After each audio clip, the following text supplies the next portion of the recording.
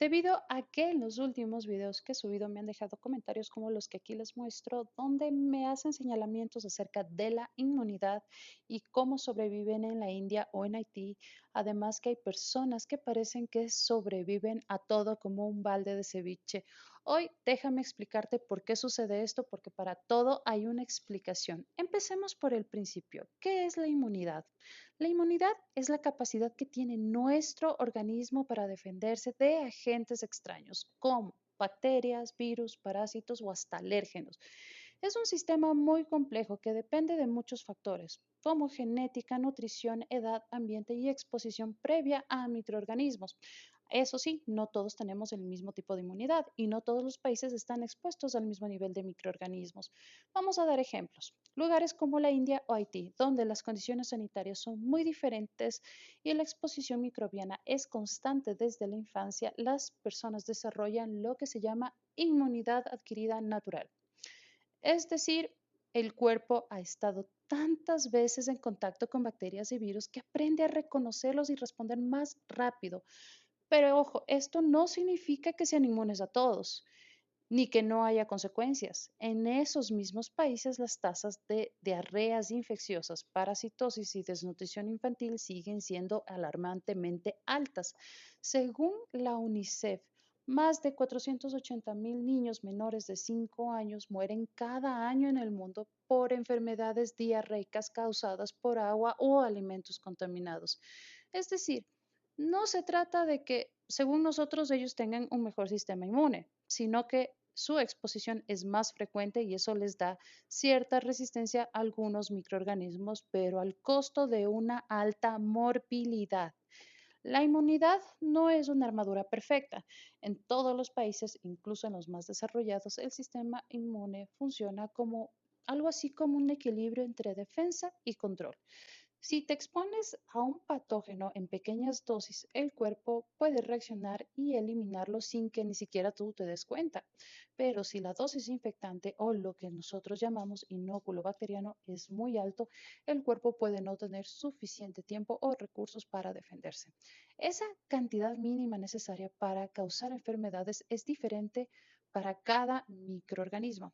Déjame, te voy a dar algunos ejemplos. Tenemos el de salmonela que se necesitan apenas entre 10 a la 4 y 10 a la 6 bacterias para causar la enfermedad, pero E. coli o 157H7, que es una de las más devastadoras, basta entre 10 y 100 bacterias. Y en el caso del cólera depende del pH gástrico porque el ácido del estómago destruye muchas bacterias, pero si se consume con alimentos que neutralizan esa acidez, como sea arroz o leche, las bacterias pueden sobrevivir y llegar al intestino. Y ahí está la clave. Muchos adultos te van a decir, no, a mí no me pasa nada, yo como en la calle, nunca me he enfermado, soy perfectamente sano y cosas así. Pero eso no significa que no haya pasado nada. En realidad muchas veces sí nos enfermamos, solo que lo interpretamos como un simple malestar. Algo así como algo me cayó mal y lo he visto infinidad de veces en todas las personas. Lo que ocurre es que nuestro cuerpo reacciona frente a toxinas bacterianas muchas veces como las de Staphylococcus, Clostridium o Bacillus, que permanecen en el alimento incluso cuando la bacteria ya ni siquiera está viva. Esas toxinas actúan un par de horas, un par de días y luego desaparecen como si nada hubiera pasado, dando la falsa sensación de que fue algo leve, como que pudo haber sido el condimento, yo qué sé, fue el ajo lo que me cayó mal. Pero ese me cayó mal en un adulto puede ser una intoxicación alimentaria y aunque nosotros lo superamos, no todos tienen la misma suerte. Los niños pequeños, los adultos mayores y las personas inmunodeprimidas, como pacientes en tratamiento médico o con enfermedades crónicas, no tienen la misma capacidad de respuesta. En ellos, una dosis baja de bacterias o toxinas puede ser letal. Por eso, las medidas de higiene y manipulación de alimentos son necesarias y no exageraciones. Porque una de las principales causas de mortalidad infantil en Latinoamérica sigue siendo el consumo de alimentos contaminados. Según la Organización Panamericana de la Salud, cada año en América Latina más de 77 millones de personas se enferman por ingerir alimentos inseguros y más de 9.000 mueren, la mayoría de ellos niños. Ahora, el ARSA aquí en Ecuador, por ejemplo, establece en la norma técnica sanitaria NTI-INEN 13341 que todos los establecimientos que manipulen alimentos deben aplicar buenas prácticas de manufactura precisamente para reducir este tipo de riesgos. Estas normas incluyen lavado de manos correcto, control de temperatura, separación de alimentos crudos, de cocidos, limpieza de utensilios y varios de otros tips que yo los he dado aquí en varios videos ya. Entonces, cuando alguien me dice, en la India comen en la calle y no les pasa nada, la realidad es que sí pasa, solo que nosotros no lo vemos. La exposición constante selecciona organismos más resistentes y personas con sistemas inmunes más entrenados, pero también provoca un enorme número de infecciones que no siempre van a llegar a los hospitales. De hecho, la mayoría de casos no son diagnosticados. La diarrea o la fiebre se tratan en casa sin ningún diagnóstico y ustedes no me van a dejar mentir porque aquí la mayoría se trata en casa, solamente se compran electrolitos y ya está. Y las cifras reales en realidad son mucho mayores. También hay que entender que el tipo de microorganismo y la forma en la que ingresa al cuerpo sí importan mucho. El ácido clorhídrico del estómago es una barrera natural muy poderosa que destruye a muchas bacterias, pero realmente no a todas. Algunas, como el Helicobacter pylori, están adaptadas para sobrevivir en ese ambiente ácido gracias a una enzima que contienen que se llama ureasa, que neutraliza el ácido alrededor de la bacteria. Por esa razón pueden colonizar el estómago y causar posteriormente gastritis, úlceras o hasta cáncer de estómago. Los parásitos, en cambio, suelen ingresar como huevos microscópicos. Esos huevos tienen una cubierta que es tan resistente que pasan intactos a través del ácido del estómago y a la final eclosionan en el intestino, donde el ambiente es mucho más favorable para ellos. Así entran los típicos gusanos como la ascaris o la yardia o la taenia o solitaria que se llama y otros que causan enfermedades intestinales crónicas, especialmente en niños.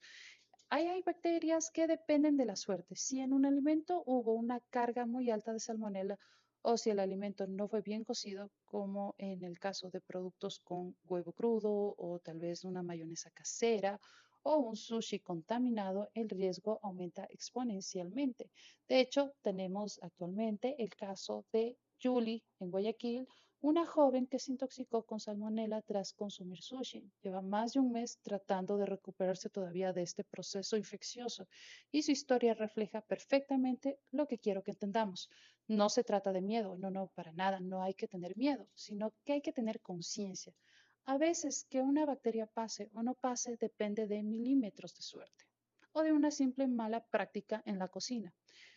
Y por si alguien aún cree que esto es exagerado, que yo siempre exagero, que exagero mucho en mis videos, realmente basta revisar las estadísticas. La FAO, por ejemplo, en el 2024 estima que una de cada 10 personas en el mundo se enferma cada año por consumir alimentos contaminados. De esas, en realidad 420,000 mueren todavía y en América Latina no está exenta. En Ecuador, por ejemplo, según el Ministerio de Salud Pública, las infecciones intestinales son una de las 10 primeras causas de morbilidad general y afectan principalmente a los niños menores de 5 años.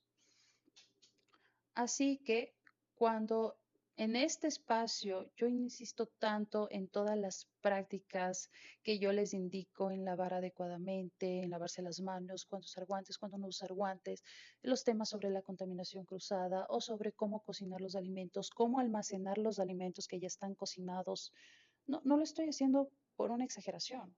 Es que detrás de cada no pasa nada, hay datos duros, vidas reales y familias que sí la pasaron muy mal y lo siguen pasando.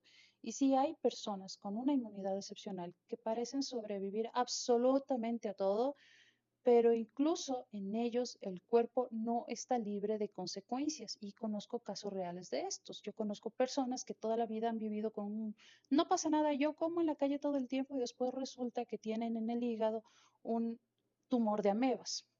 A veces los microorganismos no causan síntomas, pero dejan secuelas invisibles como inflamaciones intestinales, desequilibrios en la microbiota o daños hepáticos que se van acumulando con el tiempo. La salud no es solo sentirte mal ese rato, es mantener tu sistema funcionando sin un estrés constante.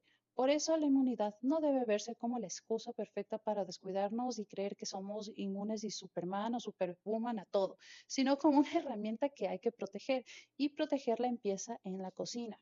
en nuestras manos y en nuestros hábitos y en la responsabilidad de entender que lo que comemos puede ser nutritivo o puede ser un veneno a final de cuentas.